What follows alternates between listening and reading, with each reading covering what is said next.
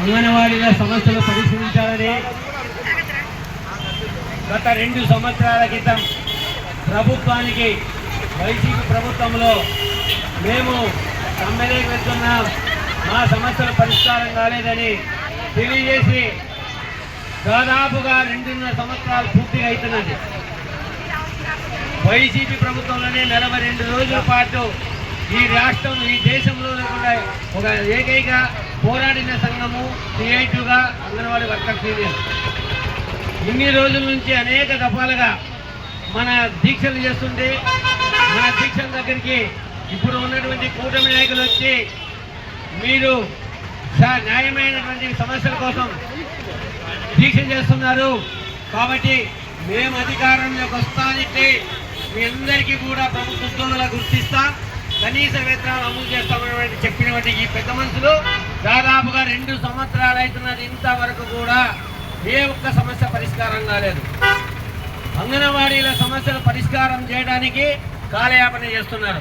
ప్రభుత్వము లోకేష్ గారు పాదయాత్ర చేసిన సందర్భంగా ఏం చెప్పినారంటే ప్రతి సెంటు దగ్గరికి వచ్చి అక్క రాండి, మాకు మీరు మద్దతు ఇవ్వండి అక్క, మీ సమస్యలు పరిష్కరిస్తాం చేసుకోండి. మేము వెంటనే మా ప్రభుత్వానికి వెంటనే మీ సమస్యలు తెలియజేస్తామన్నారు. మేము దీక్షలు చేస్తున్నా, ఎక్కడ చేస్తున్నా, పాదయాత్రలో ఎక్కడైనా మీరు చేస్తున్నటువంటి యువకుల పాదయాత్రలో అందరి దగ్గరికి చేసినారు. మరి ఎందుకని ఆడవాళ్ళు మేము అదేవిధంగా మేము అధికారంలోకి వస్తానంటే ప్రతి ఒక్క మహిళలకందరికీ లక్షాధికారులు చేస్తాం.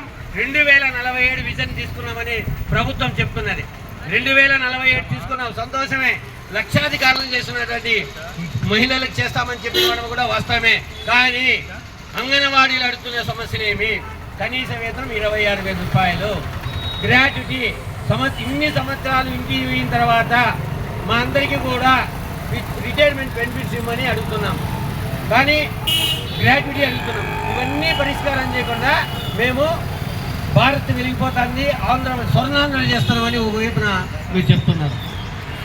అంటే 7 దాటిన తర్వాత 7 దాటిన తర్వాత 7 దాటిన తర్వాత ఒక మాట అన్నింటిలో ప్రభుత్వం వివరిస్తున్నారు.